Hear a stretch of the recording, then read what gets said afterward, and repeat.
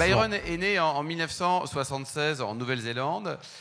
Tu as débuté le rugby à quel âge et pourquoi le rugby? Parce qu'il y a plein d'autres sports fantastiques, non? Ouais, absolument. Mais le rugby en Nouvelle-Zélande, c'est une culture, une religion. Donc, dès que tu es né, tu as quand même mis un tricot, un maillot noir, et les chaussettes noires. Ça veut dire bienvenue en Nouvelle-Zélande, tu joues au rugby maintenant. Un souvenir de ton premier match en Super 12, c'était contre qui? Tu jouais dans quelle équipe? Tu jouais contre qui? Et est-ce que tu as été bon? Ben oui, en 1999, on a gagné les champions et heureusement, j'ai l'opportunité de voir le meilleur joueur de l'année en Nouvelle-Zélande. Donc, c'était ma première année de jouer et gagner. Et en plus de ça, j'ai été sélectionné par l'équipe de All Blacks. Donc, pour moi, c'était la meilleure chose. Tu peux porter la main sur avec la fierté. Le championnat français, on sait qu'il est de très bon niveau. Le championnat néo-zélandais, avec club ou province, est-ce qu'il est du même niveau? C'est mieux, c'est moins bien? Oui, avec le rugby professionnel, c'est développé énormément. Depuis, moi, j'arrive ici après le Coupe du Monde en 2007. Donc, depuis 2007 de maintenant, ils ont développé énormément. Heureusement, quand j'ai gagné les titres à Stade Toulouse la première année, voir aussi le meilleur joueur de l'année, j'ai essayé de formuler une nouvelle infrastructure pour Stade Toulouse pour la formation. Donc maintenant, tu vois cette formation, le développement pour l'équipe de Stade Toulouse exploser. Et maintenant aussi, Fabien Gauthier, il a utilisé cette format aussi pour l'équipe de France. Alors 2007, donc tu le rappelais, tu arrives en France. Qu'est-ce qui t'a attiré en France et pourquoi Toulouse? C'est uniquement pour de l'argent? Mais non, pas du tout. J'ai plein d'offres partout dans le monde, Japon, Angleterre. Mais j'ai toujours été tué avec la France parce que j'adorais les cultures, j'adorais la gastronomie. Thierry, merci beaucoup. Le gros repas. Notamment, et pourquoi Stade Toulouse? Parce que Stade Toulouse, il y a une historique équipe dans l'équipe en France. Et ils n'ont pas gagné les titres depuis 8 ans. Donc, je dis, c'est pose un challenge pour moi, individuellement. J'ai fini en 2007 avec l'équipe de Nouvelle-Zélande. Je reviens en France et on a gagné 3 titres d'affilée. Donc, tu as gagné le championnat donc, en 2008, 2011 et tu es champion d'Europe en 2010 également. Est-ce que tu as suivi la finale le week-end dernier? Nos amis irlandais, parce que maintenant ce sont nos copains, hein, contre La Rochelle. C'était un grand moment, non? Oui, c'est un grand moment. Et aussi, en même temps, c'est bien pour La Rochelle parce que ça fait longtemps depuis qu'ils ont gagné un titre comme ça.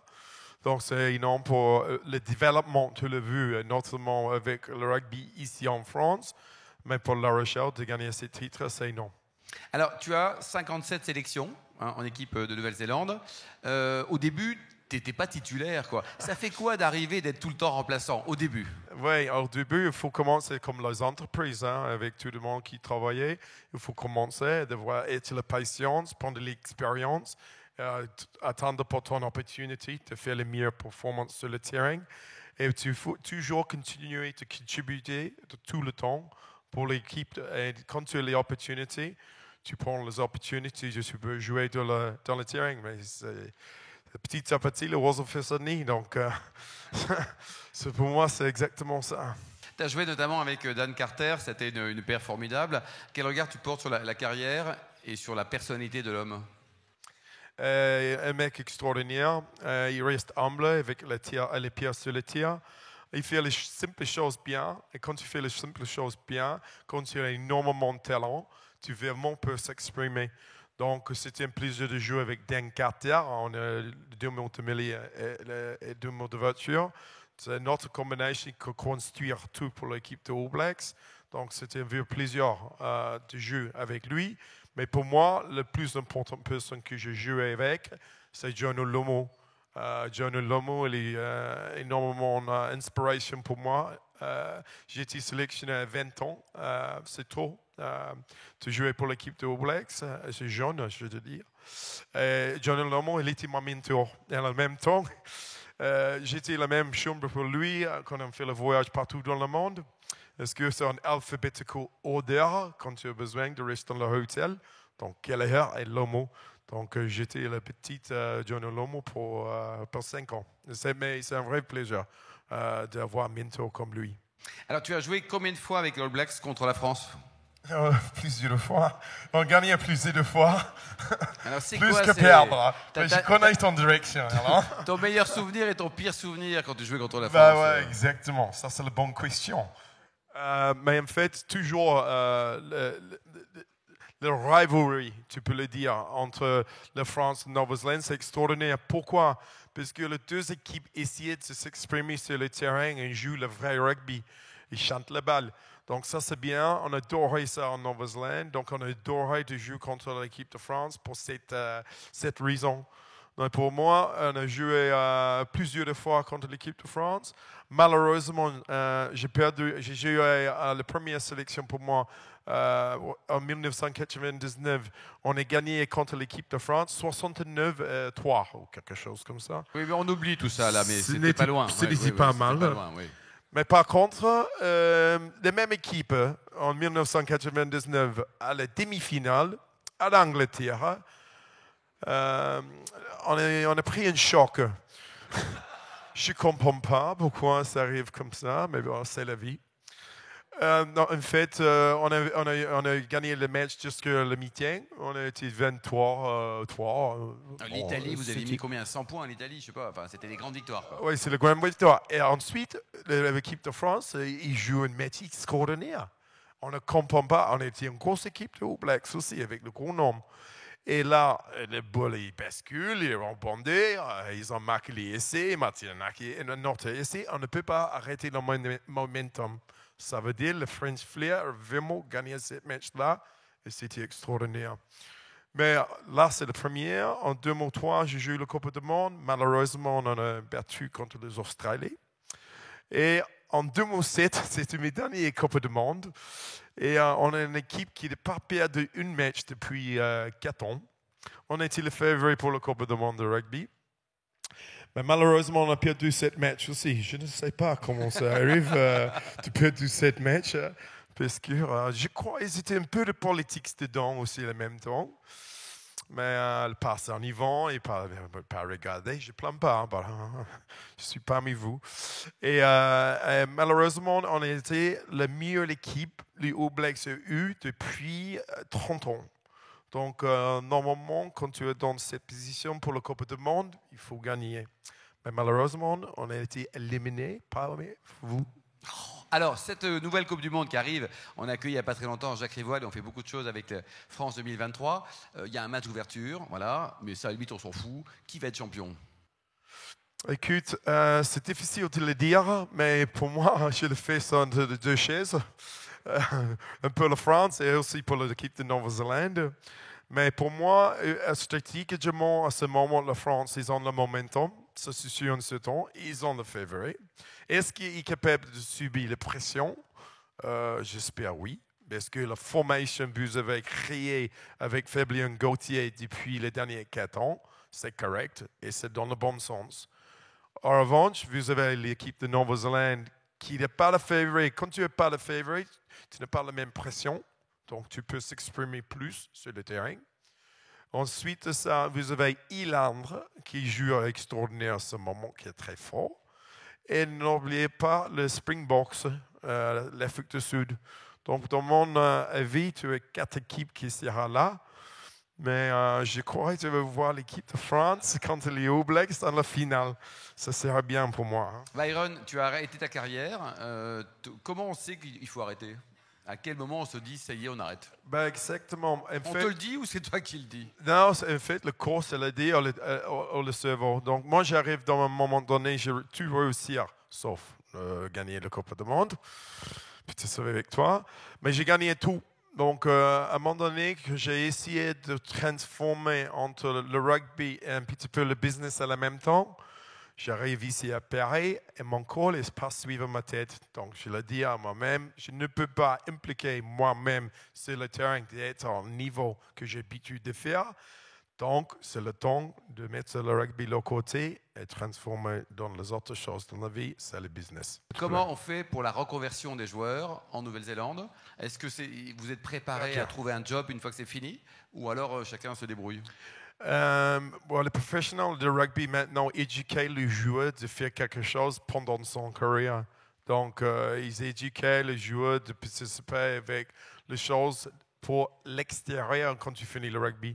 Donc, ils ont une bonne formation là-bas, une bonne transformation pour le joueur d'avoir la retraite et continuer de faire de nouvelles choses dans la vie. Comme tout le monde, une nouvelle aventure, c'est hyper important.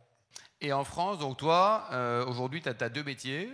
Tu travailles pour la plus belle des entreprises, avec Benoît, le président, qui est présent. Hein? Et tu as également des activités extra, tu animes des choses notamment. Alors, comment tu t'es retrouvé chez Benoît avec la boîte OMS Synergie, le groupe? En fait, Benoît, on croisait une fois et on parlait ensemble par rapport à comment on peut faire les meilleures situations avec le management de l'équipe de Nouvelle-Zélande et comment tu peux impliquer ça sur l'entreprise en France. Donc, j'ai travaillé avec Benoît pour plusieurs fois. On a créé une opportunité pour une formation. Tu peux impliquer le meilleur. On a fait sur les All Blacks et mettre ça dans les entreprises. Donc, on a fait ça et c'est vraiment réussi. Et donc, maintenant, vous travaillez ensemble. Donc, tu es salarié d'entreprise. Et après, tu as d'autres activités. Tu peux animer des séminaires, des conventions. Si, j'ai fait T'expliques la méthode douce pour que les commerciaux vendent. Ben oui, on travaille sur la motivation. Normalement, dans l'équipe de All Blacks, on essaie de travailler sur l'individuel. Donc, les individuelles personnes ont besoin de travailler l'intérieur vers l'extérieur plutôt que l'extérieur vers l'intérieur. Donc, on est concentré de motiver les individus parmi le groupe de voir la meilleure situation pour l'entreprise. Toi, côté vin, parce que les vins néo-zélandais sont très bons également. Est-ce que tu aimes le vin et c'est quoi tes meilleurs souvenirs? Et après, on terminera par la plus jolie française que tu as rencontrée. En fait, oui, j'adore le vin, mais avec l'âge, je commence à ralentir un petit peu plus, parce que grâce à vous... Vous avez quel âge, Byron? Moi, je suis 46 ans maintenant. 46 ans, c'est un bébé, quoi. Alors, je ne sais pas. Hein. Ouais. C'est l'expérience de la vie qui crée l'âge. Et le meilleur pinot noir est en Nouvelle-Zélande ou en France, le meilleur pinot noir? Bourgogne, il est bien. J'adore les endroits de Bourgogne, mais Nouvelle-Zélande, c'est le bon vin aussi. Ils ont gagné plusieurs champions partout dans le monde maintenant avec le vin. Ils ont le pinot noir et aussi les chardonnay. Un Sauvignon blanc. C'est très bon ça, avec Marlborough Country notamment. On n'est pas des histoires comme vous ici. Donc,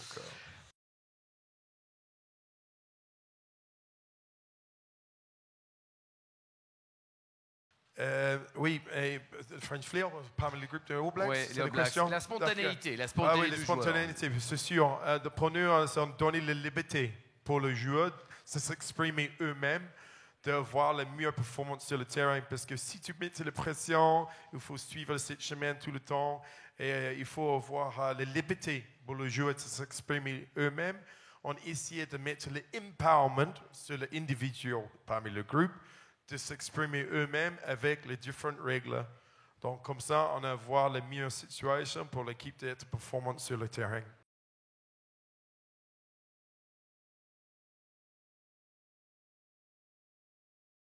En Nouvelle-Zélande, nous avons une formation avec les NZRFU, la New Zealand Rugby Football Union.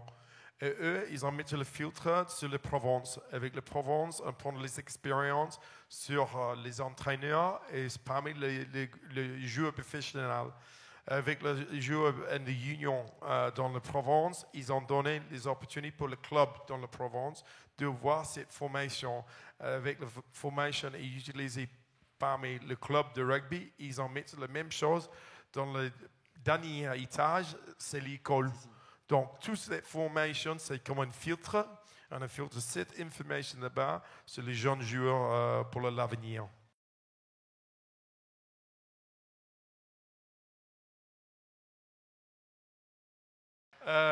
Écoute, oui, bien sûr, pourquoi pas. Ah tiens, je vais le garder dans le truc, là. La dernière fois que j'ai fait ça, j'ai tiré mes pantalons. Ah. Oui, parce que la casse, ça se fait tout nu, hein, donc non. Alors, je suis désolé, hein, autant il y a des... Allez, ouais, voilà. Vas-y, on verra. Il y aura un petit supplément ce soir sur la cotisation, alors vas-y. Ouais.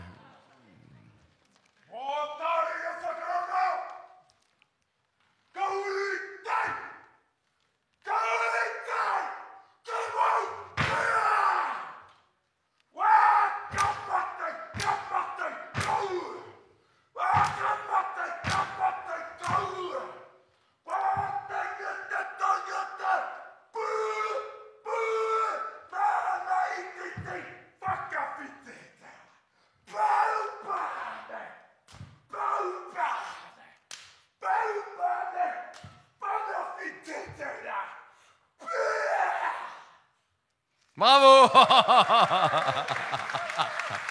Bravo, Byron.